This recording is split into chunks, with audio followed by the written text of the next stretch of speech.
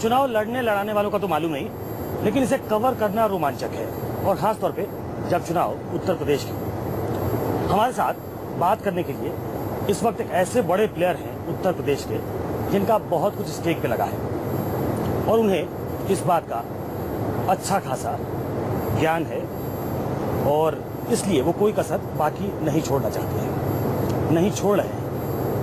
हम बात कर रहे हैं बीजेपी के राष्ट्रीय अध्यक्ष अमित शाह से। अमित भाई, बहुत स्टेक पे लगा है इस बार, लेकिन आपको थोड़ा कॉन्फिडेंस आया होगा जब महाराष्ट्र के नतीजे आए। देखिए, आप लोगों के लिए स्टेक, बड़े स्टेक, ये सब शब्द होते हैं। हम एक पॉलिटिकल पार्टी चलाते हैं, अपनी विचारधारा को लेकर, अपनी सरकार के अच्छे कामों के लेकर जनता के बीच में रहते हैं, और आपके लिए चुनाव नोटिफिकेशन निकलने के बाद चालू होता है। हमारे लिए चुनाव शपथ के बाद तुरंत चालू हो जाता है। शपथ के बाद अगले चुनाव की तैयारी शुरू हो जाती है। तो हम लोगों के लिए कोई इतनी बड़ी बात नहीं होती है। भारतीय जनता पार्टी उत्तर प्रदेश में 2014 के चुनाव के तुरंत बाद उत्तर प्रदेश विधानसभा के चुनाव की तैयारी में लगे हैं, और पूरे विश्वास के साथ चुनाव के रण मैदान में है। संपूर्ण विजय का विश्वास भी है। नहीं, ताजा जो महाराष्ट्र का नतीजा आया, उससे कुछ कॉन्फिडेंस तो बड़ा होगा कि लोग एक्सेप्ट कर रहे हैं। कॉन्फिडेंस ना जाने का सवाल ही नहीं। हम 2014 के बाद कुछ हारे नहीं है। एक बिहार का चुनाव छोड़ दो, जितने भी विगत एक साल में चुनाव हुए, दिल्ली बिहार गया। हाँ, दिल्ली बिहार की ही बात करता हूँ। उसके बाद में असम से शुरू कर जितने भी स्थानीय इकाइयों के चुनाव हुए, जितने भी उपचुनाव हुए, उत्तर प्रदेश में भी एमएलसी का चुनाव हुआ, पूरा का पूरा हम जीते। हम उड़ीसा में भी बहुत अच्छा प्रदर्शन किए हैं और महाराष्ट्र में भी किए हैं। हर जगह पे सर्वदूर भारतीय जनता पार्टी का समर्थन देश की जनता ने किया है, और उत्तर प्रदेश में तो विशेष समर्थन मिल रहा है। तो अमित भाई, ये कॉन्फिडेंस है कि कई बार ओवर कॉन्फिडेंस होता है? लोग कहते हैं कई बार अमित भाई ओवर कॉन्फिडेंस भी हो जाते हैं। ओवर कॉन्फिडेंस है क्या? क्योंकि 73 सीटें जो आपने जितवाई, कहा गया चाणक्य अमित शाह थे 73 सीटों के, तो उत्तर प्रदेश में ओवर कॉन्फिडेंस है कि कॉन्फिडेंस है? देखिए, ये तो आपको नतीजे बताएंगे, मगर जब पार्टी का काम का आधार बढ़ता है, संगठन बढ़ता है, सरकार का परफॉर्मेंस अच्छा होता है, नेतृत्व की लोकप्रियता होती है, तो विश्वास न हो तो बुरी चीज है। मैं विश्वास को बुरी चीज नहीं मानता। आपने कहा कई बार, एक बार नहीं, मैंने भाषणों में सुना है आपको कहते हुए कि ये जो गठबंधन किया है अखिलेश और राहुल ने, अगर इतना ही कॉन्फिडेंस था, काम बोलता है पे, तो राहुल से गठबंधन क्यों किया? नहीं, स्वाभाविक है, जब विश्वास नहीं है तभी गठबंधन करना पड़ा है, वरना गठबंधन करने का कोई सवाल नहीं था। और छोटा मोटा कोई रीजनल पार्टीज के किया होता तो ठीक है। 103 सीट समाजवादी पार्टी कांग्रेस को दे दे, और जो समाजवादी पार्टी की स्थापना ही कांग्रेस के विरोध के लिए हुई, उनका जो वैचारिक मूल जहां से निकला, लोहिया जी, वो दूर विरोधी रहे कांग्रेस। स्वयं मुलायम सिंह जी दूर विरोधी रहे कांग्रेस के जीवन भर। आज वो लोग कांग्रेस के साथ बैठते हैं, तो हार के भय के अलावा मुझे कोई कारण नहीं दिखता। तो आपको जब इतना कॉन्फिडेंस है अमित भाई कि आप जीतेंगे, तो आप कसाब तक कैसे पहुंच जाते हैं? नहीं, देखिए, कसाब तीनों पार्टियों का पहला अक्षर जोड़कर मैंने बनाया। मैं नहीं मानता इसमें कोई बुरी बात। नहीं, बहुत क्लेवर तरीके से बनाया आपने कि कसाब भी बोल दो, और कहने के लिए कह सकते हैं कि क है, स है, ब है, तो कसाब हो गया। हाँ, वो यूपी की जनता पर छोड़ दीजिए, अच्छा है बुरा है, वो 11 तारीख को जनता ही बता देगी अच्छा है या बुरा है। नहीं, जनता तो पता हो सकता है जनता आपको जिता दे, लेकिन विरोधी तो ये कहेंगे कि अमित शाह, हाँ, ये कसाब को लेके आने की जरूरत उनको क्यों पड़ जाती है? मैंने बहुत सोच समझ कर कहा है, इसका इंटरप्रिटेशन उत्तर प्रदेश की जनता पर छोड़ दीजिए। अच्छा, मतलब आप कह रहे हैं कि कोई ऐसे निकल गया, ऐसा नहीं, आपने सोचा समझा फिर कहा? कभी भी मेरे मुंह से ऐसे कुछ नहीं निकलता है।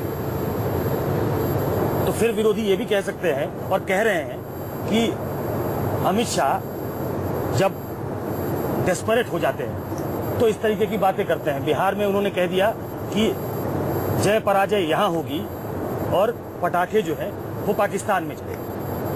तो आपका ये कॉन्टिन्यूटी में बयान है, आप देखिए- ऐसे बयान देते हो आप। देखिए, डेस्परेशन में मैं हूं या विरोधी है वो आप इस इंटरव्यू में तय नहीं कर पाएंगे सुकेश जी, वो यूपी की जनता तय करेगी। मैं उत्तर प्रदेश की इस चुनाव को बहुत नजदीक से देख रहा हूं, 1 साल से देख रहा हूं, और हमारा जो संगठन है उसके विकास को 2 साल से देख रहा हूं, और मोदी जी की योजनाओं का जो जन समर्थन है उसको भी मैं अनुभव कर रहा हूं, और समाजवादी पार्टी की सरकार के खिलाफ जो एंटी इनकम्बेंसी है उसका भी मैं अनुभव कर रहा हूं फील्ड के अंदर। मुझे पक्का भरोसा है भारतीय जनता पार्टी अप्रत्याशित बहुमत से जीतने जा रही है। तो ये कॉन्फिडेंस तो अच्छा है, मैं कह रहा हूं जब ये कॉन्फिडेंस है तो फिर सवाल उठता है कि कसब, मैं बार बार उस पर आता हूं क्योंकि उसकी बहुत प्रतिक्रिया हुई है कि वो एक पाकिस्तानी आदमी, पाकिस्तानी आतंकी जो यहाँ पकड़ा गया, यहाँ मारा गया और यहाँ फांसी पे लटकाया गया, तो कसब बोलने के पीछे उनका कहीं न कहीं बाकी दलों को आतंकी घोषित करना या उनको मतलब एक कम्युनल डिवाइड पैदा करने में का इरादा था। आतंकवाद और कम्युनल डिवाइड का कोई लेन देन नहीं है, और इसके ज्यादा अर्थ आप भी मत निकाले, यूपी की जनता को निकालने दीजिए। यूपी की जनता तो चलिए निकालेगी, लेकिन आपको नहीं लगता कि इससे लोगों में ये मैसेज जाएगा या इसको इस तरीके से इंटरप्रेट किया जाएगा? मैंने जिस मैसेज के लिए वो कहा है जनता उसी तरह से रिसीव कर रही है। सुकेश जी के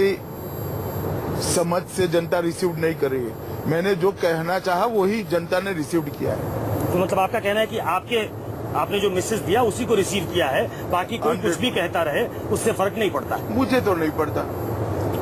चलिए आगे बढ़ता हूँ। आपने कोई एक अलहदा बयान नहीं दिया। ये पश्चिम उत्तर प्रदेश में कैराना का जब मामला हुआ तो वो भी बहुत बढ़ गया, और जिन्होंने कैराना का मामला उठाया था आपके सांसद, वो खुद ही पीछे हट गए, हुकुम सिंह जी।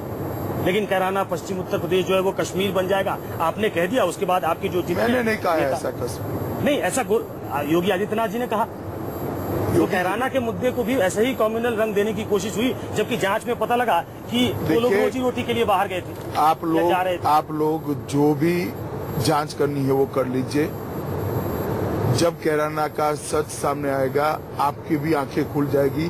पलायन हुआ है वो वास्तविकता है। किस वजह से हुआ पलायन? वजह जो है वो हमने तो पलायन को मुद्दा बनाया है। हर तरह का पलायन बुरा है। तो जांच तो अखिलेश सरकार कह रही है, उसने कराई थी। सरकार अब रही कहाँ भाई?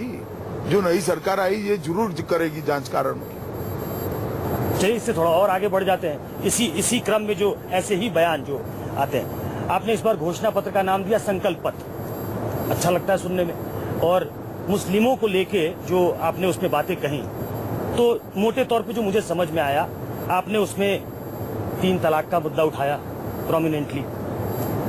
अब ये बार बार 3 तलाक पे आना, ये मतलब मुस्लिमों के लिए और भी कुछ किया जा सकता है। वो विजन डॉक्यूमेंट में होता, संकल्प पत्र में होता, लेकिन मुस्लिमों के लिए 3 तलाक की बात उठा के फिर घूम फिर के बात वही आ जाती है। मुझे लगता है आरोप बीजेपी पे लगाया जाता है। मुझे लगता है सुकेश जी, आपकी चैनल के संपर्क के कारण आपके विचार की पद्धति थोड़ी बदल गई है। अब मैं बताता हूँ, हम गांव में 24 घंटा बिजली देंगे तो मुसलमान को नहीं मिलेगी क्या? मिलेगी या नहीं मिलेगी बताइए? नहीं, बिल्कुल मिलेगी। मिलेगी। तो वो अभी भी मिलती होगी, अगर बिजली जाती होगी। बिजली जाएगी तो मिलेगी। हम कॉलेज बनाएंगे, उसमें मुस्लिम बच्चे पढ़ेंगे या नहीं पढ़ेंगे? 3 तलाक किसके लिए है? और किसी जगह पे है ही नहीं। 3 तलाक और किसी के लिए नहीं है। नहीं, मेरा ये कहना था कि जैसे आपका कहना मैं आपका सच्चा कमेटी बनी, उसने मुसलमानों के हालात का जायजा लिया, और उसके लिए स्क्वायरली जिम्मेदार अगर कोई है तो अभी तक जो सरकारें रही हैं वो रही हैं। तो अगर उसमें बेहतर नहीं होता कि आप मुसलमानों के लिए, उनके युवकों के लिए भारतीय जनता कुछ अलग से अनाउंस करते? भारतीय जनता पार्टी विकास में हिंदू मुस्लिम का भेद कभी करती नहीं, ना करना चाहिए। भारतीय जनता पार्टी विकास करती है तो सबका विकास होता है। रोजगारी की बात करेंगे तो सबको रोजगारी मिलेगा। और ट्रिपल तलाक में विरोधी अपना स्टैंड क्यों तय नहीं कर रहे हैं? वो क्या चाहते हैं? इतना बड़ा मुद्दा है, पॉलिटिकल पार्टियों ने अपना स्टैंड तय कर देना चाहिए। किन पार्टियों ने? क्या कांग्रेस पार्टी, सपा, बसपा, तीनों ने करना चाहिए जनता के सामने कि मुस्लिम महिलाओं के हकों के रक्षण के लिए आप क्या चाहते हैं। हमने हमारा स्टैंड स्पष्ट कर दिया है। कि हम चाहते हैं कि मुस्लिम महिलाओं के हकों का भी रक्षा हो और ट्रिपल तलाक इस देश में नहीं होना चाहिए। मामला जो बढ़ता है तो वो आ गया अब 2017 में अमित भाई, और आप तो एक डेवलप्ड स्टेट से आते हैं, हम डिस्कोर्स शुरू हो गया कि कब्रिस्तान शमशान। आपको लगता है कि डिस्कोर्स इस लेवल पे जाना चाहिए, कब्रिस्तान की बात करें, शमशान की बात करें? देखिए, जो लोगों ने कब्रिस्तान के लिए 1200 करोड़ रुपया दिया और स्मशान के लिए 600 करोड़ रुपया, जबकि जनसंख्या का अनुपात 80% हिंदुओं का है और 20% मुसलमानों का है, उससे उल्टा अनुपात गिरा। इसको आप क्या कहते हैं? किस प्रकार का प्रशासन है? किस प्रकार का प्रशासन है? आप मुझे समझाइए ना। और अगर ये भावना लोगों के मन में पड़ी है कि कम्युनल रंग से रंगकर यहाँ की सरकार एडमिनिस्ट्रेशन को भी कम्युनल कलर करती है और उसको उजागर करते हैं, तो हमारा फर्ज नहीं है क्या? इसमें आपत्ति क्या है? ये वास्तविकता है या नहीं है? नहीं, इसको क्या हम ऐसे देख सकते थे कि जैसे शौचालय प्रधानमंत्री कह रहे हैं कि हमने बनवाया, तो क्या हम ये सोच सकते थे कि भाई आप सरकार में आए और अगर शमशान कम बने हैं तो केंद्र सरकार अपनी तरफ से इनिशिएटिव ले और राज्य सरकार को कहे कि आप बनवाओ? नहीं, हमने लिया, बहुत सारी चीजों में लिया है। देखिए, हमने इतना ही कहा है कि राज्य सरकार भेदभाव कर रही है और ये वास्तविकता है। अगर केंद्र सरकार शौचालय बनाने में धर्म का भेदभाव करे तो विपक्ष ने मुद्दा उठाना चाहिए। गैस देने में अगर हम धर्म का भेदभाव करते तो विपक्ष ने उठाना चाहिए था, मगर आप भेदभाव करो उसको छोटा मान रहे हो और मुद्दा उठाए उसको जो मुद्दा उठाते हैं उनको गुनाह मान रहे हो। तो मुझे लगता है सुकेश जी, आपके चश्मे ही इसका कलर बदल गया है। नहीं, मेरे चश्मे का कलर नहीं बदला। बिल्कुल बदला है भैया, मैं तो कह रहा बिल्कुल हूं। बदला है। ये काट छाट करे बगैर आप दिखाना, जनता भी कहेगी बिल्कुल कोई कि सुकेश रंजन के चश्मे का कलर बदल गया। नहीं, इसको बिल्कुल काटा छाटा नहीं जाएगा, इसका भी आश्वासन देता हूँ और जनता तय कर लेगी कि मेरे चश्मे का कलर बदला है कि नहीं बदला। मैं तो कुछ फैक्ट आपके सामने रख रहा हूँ। इसको विरोधी भी, जैसे मायावती ने कहा कि आपकी सरकार है हरियाणा में कितने शमशान बना दिए, आपकी सरकार है गुजरात में, वो सामने रखे। सवाल मुद्दा भेदभाव का है, भेदभाव का है। विकास के काम में धर्म के आधार पर भेदभाव नहीं करना चाहिए। तो आप मायावती की बात का जवाब देना चाहेंगे? वो हर जगह कह रही है कि आपने कितना शमशान बनाया। मैंने कह दिया ना भैया, मुद्दा भेदभाव का है कि 1200 करोड़ रुपया कब्रिस्तान के लिए खर्च हो और 600 करोड़ रुपया स्मशान के लिए खर्च हो, जबकि जनसंख्या का अनुपात कुछ और ही हो। ये भेदभाव क्यों हो रहा है? हम इतना पूछना चाहते हैं। नहीं तो ये 2.5 साल सरकार चलने के बाद, 2.25 साल सरकार चलने के बाद चुनाव में जब ये मसला उठता है तो लगता है इसको राजनीतिक चश्मे से देखा जा रहा है। नहीं, बिल्कुल चुनाव में ही उठेगा, क्योंकि ये चुनाव का मुद्दा है। यहाँ पूरा प्रशासन धर्म के आधार पर भेदभाव कर चलता है। थाने में रिपोर्ट लिखाने से लेकर लैपटॉप बांटने से लेकर सब जगह पे। बार बार अखिलेश ये कहते हैं कि विकास के मुद्दे पे बीजेपी बहस नहीं करना चाहती। हमने एक्सप्रेसवे बनाया, बीजेपी उसकी चर्चा नहीं करेगी। नहीं, इसकी भी करते हैं। भारत में सबसे महंगा एक्सप्रेसवे उन्होंने बना है। देश के राजमार्गों का जो एवरेज है 18 करोड़ का है, इनका 31 करोड़ का है। अखिलेश जी ने इतना जवाब देना है, 18 और 31 का डिफरेंस कहाँ गया है, इसकी भी मैं चर्चा करता हूँ, मगर ये आप नहीं उठाते। नहीं, हमने तो ये प्रदेश अध्यक्ष, जब मैंने उनका इंटरव्यू किया था तो उन्होंने कहा कि अगर दोषी पाए गए जांच होगी अखिलेश यादव के खिलाफ। नहीं, हमारे प्रदेश अध्यक्ष को नहीं पूछना है, अखिलेश यादव को आपने पूछना था कि 18 और 31 क्यों नहीं है, क्यों डिफरेंस है? नहीं, ये हमारे कॉन्क्लेव में आए थे तो हमने उनसे पूछा था। हमने विकास के मुद्दे ही उठाए हैं। मेट्रो की एडवर्टाइज लेकर हजारों लोग मेट्रो में बैठकर चले गए, रिक्शा बड़ा खर्च कर, मेट्रो ही नहीं चलती है। हम यही तो पूछते हैं क्या काम किया। उत्तर प्रदेश हत्याओं में नंबर 1 बन गया, उत्तर प्रदेश बलात्कार में नंबर 1 बन गया, चोरी लूट डकैती फिरौती में नंबर 1 बन गया। काम क्या हुआ है भैया? उनका कहना है कि एनसीआरबी का डेटा देखिए तो अपराध में कई दूसरे प्रदेश आगे हैं, लेकिन अमित शाह हाफ ट्रूथ कहते हैं, अर्ध सत्य कहते हैं। अर्ध सत्य भी तो कहता हूँ मैं, झूठ तो नहीं कहता ना। वो पूरा बता दे, सत्य आंकड़े बता दे जरा, यूपी की जनता के सामने रखे। आपने एक और मुद्दा उठाया कि लैपटॉप भी धर्म देखकर बांटा जाता है, जाति और धर्म देख। समाजवादी पार्टी कह रही है कि कौन सा आधार है, कहां से आंकड़े निकाले उन्होंने कि जाति और धर्म देखकर बांटा जाता है? गांव में जाकर पूछते हैं, सब बोलते हैं कि हमारी जाति मैच नहीं करती, हमारा धर्म मैच नहीं करता, इसलिए हमें लैपटॉप नहीं मिले हैं। और ये कोई मेरे कहने का सवाल नहीं, यूपी सर्विस कमीशन ने जो भर्तियां करी थी उसके अध्यक्ष को हाईकोर्ट ने बर्खास्त करना पड़ा, क्योंकि भर्तियां जाति के आधार पर होती थी। ये हाईकोर्ट ने बर्खास्त किया है उनको, चालू टर्म से संवैधानिक पद पर बैठे हुए व्यक्ति को बर्खास्त करना पड़ा है। मुझे लगता है ये भी आपने अखिलेश जी को पूछना चाहिए था। ये पूछा है उनसे, बिल्कुल उनसे भी सवाल पूछे जा रहे हैं। ऐसा आपको ऐसा क्यों लग रहा है कि वो सारे सवाल आपसे पूछे जा रहे हैं? मुझे आपके बैकग्राउंड के कारण लग रहा है, मगर एक सवाल नहीं पूछे गए इस तरह से। नहीं पूछे गए हैं, मतलब वैसे बैकग्राउंड देखने का अधिकार है आपका, और हम आपकी पॉलिटिकल पार्टी का बैकग्राउंड देखते हैं तो आप हमारा बैकग्राउंड देख सकते हैं। इसमें मुझे भी कोई आपत्ति नहीं है, आपको भी नहीं होनी चाहिए। जिस तरीके से अमित भाई ये पूरा चुनाव चल रहा है और चूंकि 7 चरणों में है, तो मुझे लगता है कि जो पॉलिटिकल डिस्कोर्स है उसका लेवल बहुत गिर गया। जैसे आपने खुद ने कहा था एक बार अरविंद केजरीवाल के बारे में कि ऐसा डिस्कोर्स जब इस लेवल का हो जाए तो क्या बात की जाए, और आपने बहुत नाराजगी भी जताई थी, दुख भी जताया था, मुझे याद है आपने प्रेस कॉन्फ्रेंस किया था। लेकिन जिस लेवल का डिस्कोर्स हो गया कि प्रदेश के मुखिया कहते हैं कि गुजरात के गधे, लालू यादव आपके बारे में कुछ जो कहते हैं मैं कहना नहीं चाहता,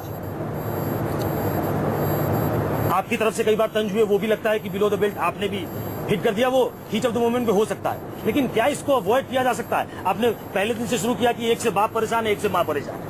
नहीं, देखिए पूरे चुनावी भाषण में 40 मिनट का होता है, इसमें 1 मिनट ऐसा कोई बोलता होगा, मगर मीडिया इसी को उठाएगा तो यही जनता के सामने जाएगा। जैसे आपने जो शपथ पत्र बनाया, संकल्प पत्र माफ कीजिएगा, उसमें इस बार मैंने नई चीज देखी है, और बीजेपी इस तरह की पॉलिटिक्स शायद पहले, मुझे याद नहीं पहले कब किया है, कि हम लैपटॉप फ्री देंगे, हम वाईफाई भी फ्री देंगे, हम ये डेटा कार्ड फ्री देंगे।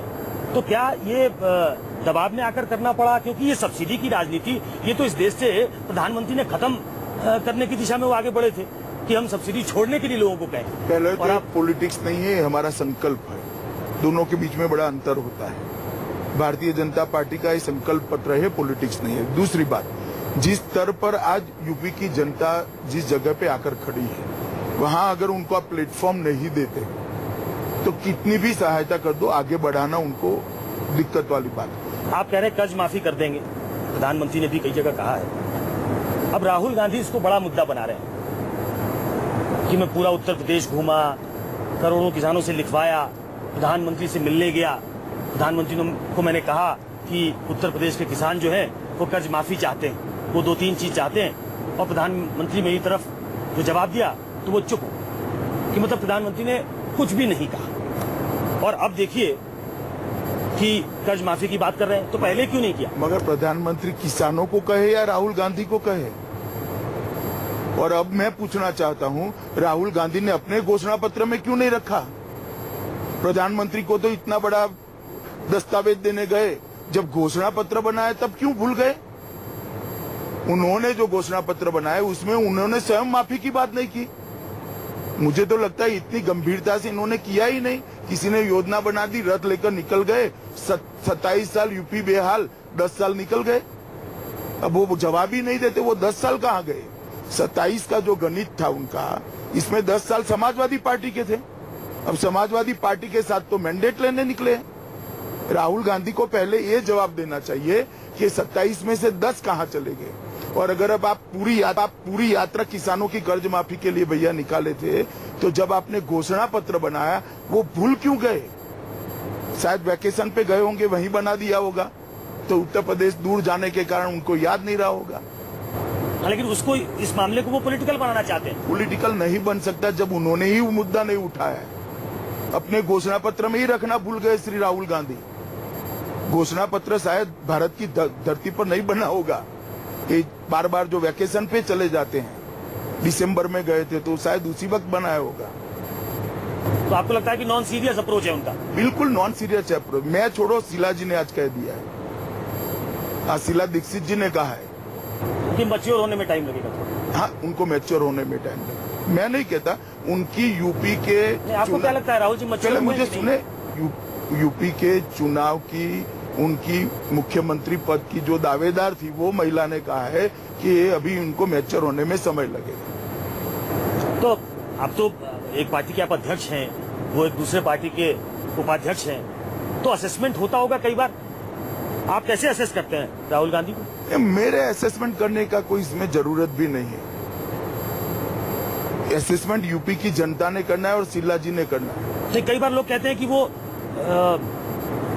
नॉन सीरियस पॉलिटिशियन है, देखिए, आपको भी लगता है ऐसा? मैं इस तरह की बातों में पढ़ना नहीं चाहता, मैं सिर्फ शीला जी को कोट कर रहा हूँ। अच्छा, एक चैप्टर जो जिसके बिना उत्तर प्रदेश कंप्लीट नहीं होता है, हालांकि वो घटित हुआ दूसरे दल में, लेकिन बहुत प्रतिक्रिया हुई उसकी, जो ये पूरा उठापटक हुआ समाजवादी पार्टी में, तो पहले बीजेपी ने कहा कि ये तो मैन्युफैक्चर्ड है, ये बताया जा रहा है उनका कद बढ़ाने के लिए कि बहुत सीरियस आदमी है, बहुत इंटेलिजेंट है और बहुत दबंग है, ऐसा दिखाने के लिए उनकी छवि बनाई गई। अब आप अगर देखते हैं उसको तो क्या लगता है कि ये असली लड़ाई थी और उसका नुकसान भी हो रहा है उनको? देखिए, मैं असली नकली लड़ाई की चक्कर में पड़ना नहीं चाहता, मगर कुछ नहीं बदला है। गायत्री प्रजापति आज सपा से लड़ रहे हैं, जिन पर आरोप हुआ, सुप्रीम कोर्ट ने प्राथमिकी दर्ज करने के लिए ऑर्डर करना पड़ा।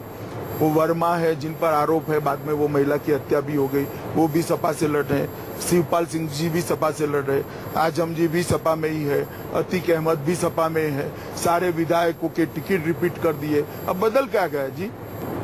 जिन पे आरोप लगा वो कह रहे हैं कि आरोप तो ऐसे बहुत सारे लोगों पे लगे भैया, मगर तो मुझे क्यों बलि का बकरा बनाते हो? मैं इतना कहता हूँ, जो बदलने का दावा कर रहे हैं वो बदल क्या गया? सारे के सारे विधायकों को टिकट दे दिया, और अगर सारे विधायकों को टिकट दिया तो सरकार तो विधायकों से ही बनती है। तो ये आपको लगता है ये मिशन क्लीन चल रहा था क्या? मैं इस पर टिप्पणी करना नहीं चाहता, मगर जो भी चल रहा था, यूपी की सरकार भरोसा नहीं कर रही, यूपी की प्रजा जनता भरोसा नहीं कर रही। एक बड़ी इंटरेस्टिंग चीज हुई है अमित शाह जी, अमर सिंह जी जो उनके बड़े करीबी थे, आज उन्होंने कहा है कि अब मेरे फेवरेट लीडर जो है वो मुलायम सिंह नहीं रहे, मोदी हो गए।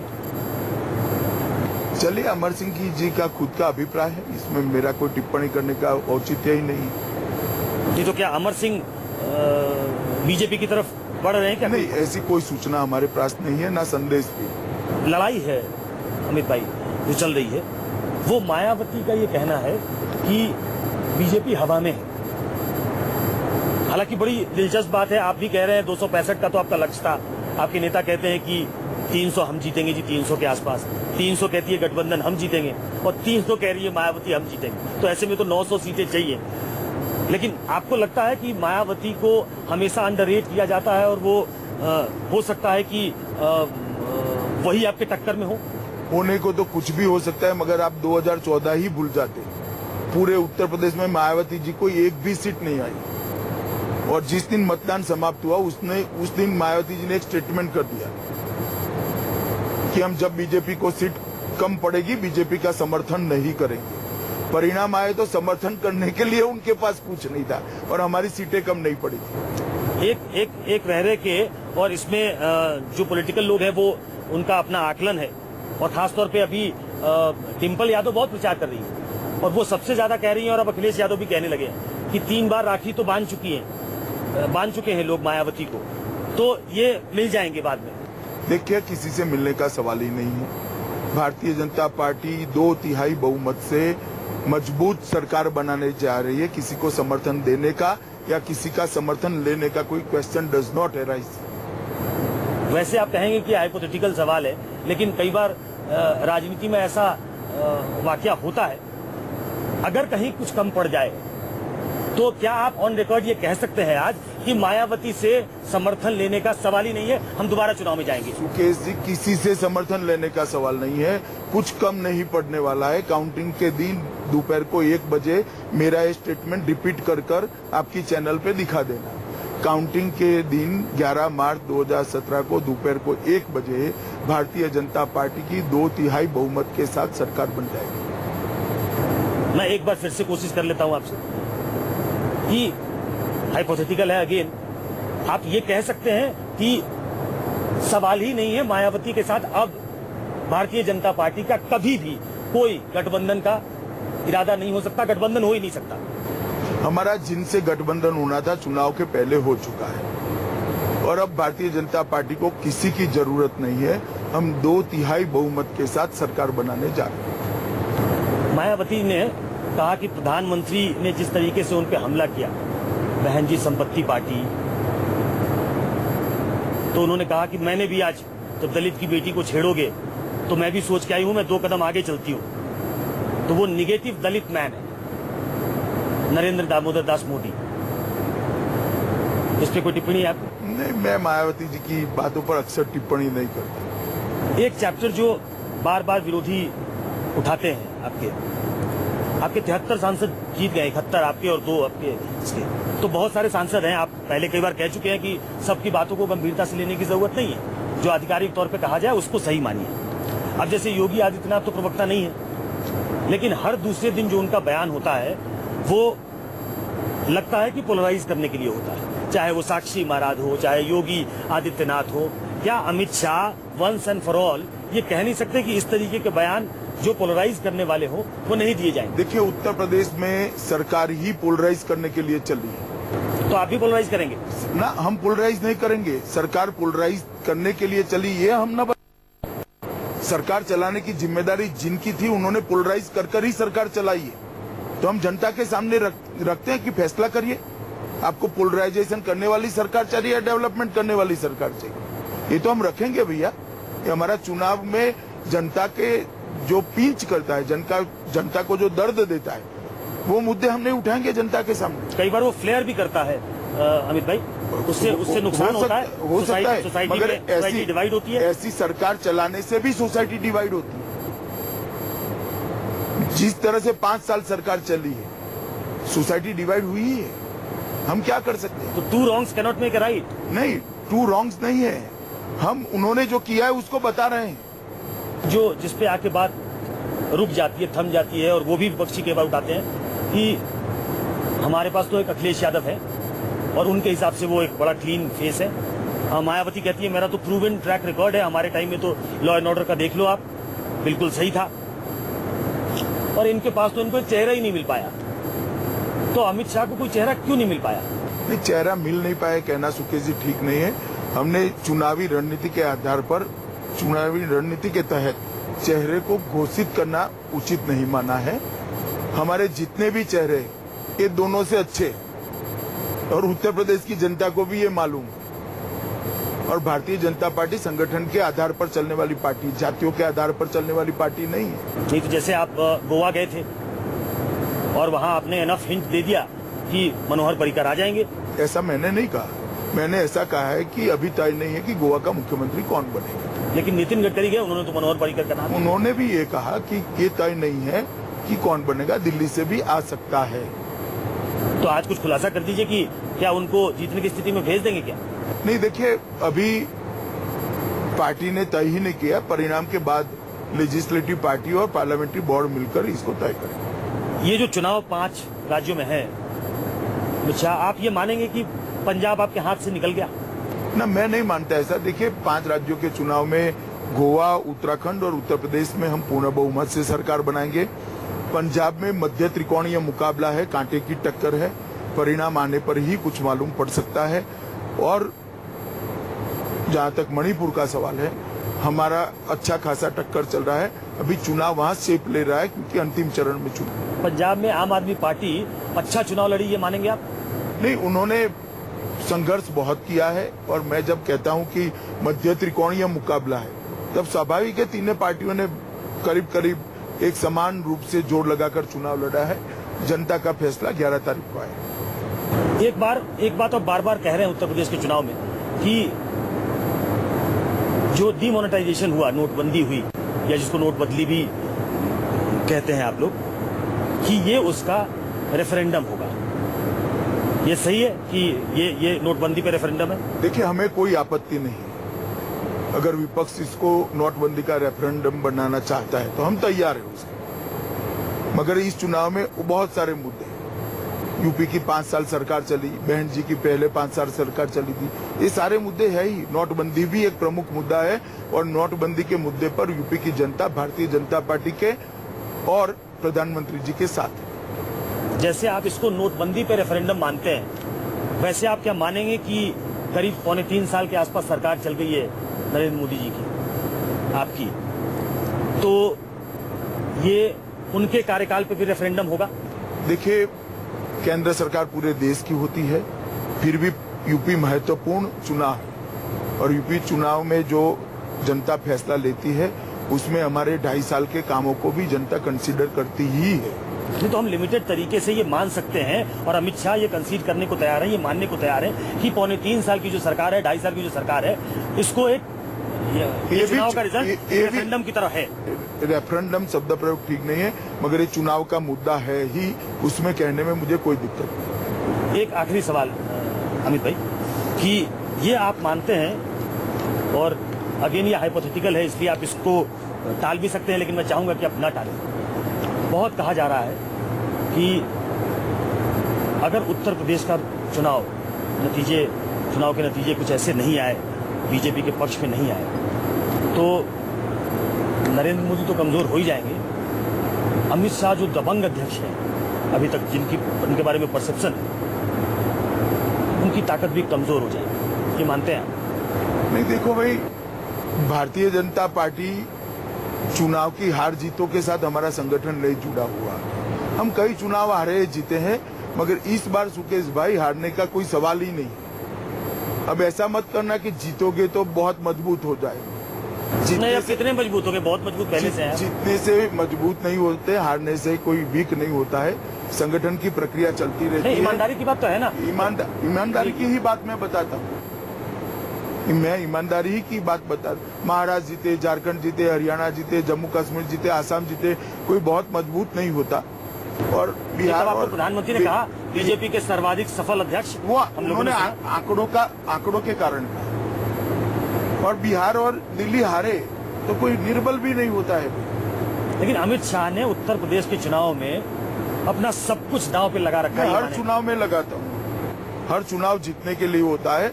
हर चुनाव भारतीय जनता पार्टी के कार्यकर्ता को जीतना चाहिए, ऐसा मेरा मानना है। और मैं पार्टी का अध्यक्ष हूँ, पार्टी को लीड करता हूँ चुनाव के मैदान में, तो जीतने के लिए एडी चोटी का जोर लगाता हूँ, इसमें कोई बुरी बात। तो डर नहीं लगता आपको कई बार कि अरे इसमें अगर हार गए तो हमारा भी तो वक्त खराब होगी, हमारी थोड़ी डर लग सकता है। अगर मैं जर्नलिस्ट हूँ तो डरना मेरा स्वभाव ही नहीं है। मैं जर्नलिस्ट नहीं हूँ भैया। नहीं, जर्नलिस्ट डरते ही है। जर्नलिस्ट डरते ही है, किसने बताया आपको? नहीं, डरते हैं ऐसा नहीं, ऐसा सोचते हैं। फियरलेस तो जर्नलिस्ट होता है। कई बार नेता डरते हैं, ऐसा सोचते हैं। मैं ऐसा नहीं सोचता। मेरा काम मेरी पार्टी को लीडरशिप देना है और मैं एडी चोटी का जोर लगाकर हर चुनाव को जीतने का प्रयास करता हूँ, मेरे संगठन में साथ में। और मैं अकेला नहीं, करोड़ों कार्यकर्ता एक मुश्त होकर चुनाव लड़े। एक आखिरी सवाल, ये चुनाव अमित शाह जीते या हारे, अमित शाह के सेहत पे फर्क नहीं पड़ने वाला। वो ऐसे ही प्रोएक्टिव होकर काम करते रहेंगे और ऐसे ही जो उनका स्टाइल ऑफ पॉलिटिकिंग है वो यही रहेगा। देखिए, मेरा व्यक्तिगत कोई स्टाइल ऑफ वर्किंग नहीं होता है। भारतीय जनता पार्टी के संगठन को चलाने की एक परिपाटी 1950 से लेकर आज तक की बनी। नहीं, आपका स्टाइल थोड़ा अग्रेसिव है। मेरी बात सुनिए, चुनाव की बात छोड़िए, मैं पार्टी चलाने की बात करूँ, और वही परिपाटी रहनी चाहिए ऐसा मैं मानता हूँ, और मैं इसी के हिसाब से चलता हूँ। एग्रेशन का जहां तक सवाल है तो स्वाभाविक रूप से चुनाव में एग्रेसिव जाना चाहिए, ऐसा मेरा व्यक्तिगत मत है। तो मैं चुनाव में हमेशा आक्रामकता के साथ चुनाव जीतने के लिए प्रयास करता हूँ। बहुत बहुत शुक्रिया। ये थे अमित शाह। अंग्रेजी में शब्द है पब्लिक विद कॉन्फिडेंस, और चुनाव के मध्य में भी कॉन्फिडेंस लूज कर दे तो ऐसा हो भी नहीं सकता, और कम से कम परिपक्व नेता तो ऐसा नहीं करता। उम्मीद करते हैं कि 11 तारीख को नतीजे जब आएंगे तो एक बार फिर से बातचीत करने का मौका मिलेगा, और उस समय जानेंगे कि जो इन्होंने कहा है उस पर कितने खरे उतरते हैं। फिर से होगी मुलाकात किसी और शख्सियत से भी। तब तक के लिए शुक्रिया, नमस्कार।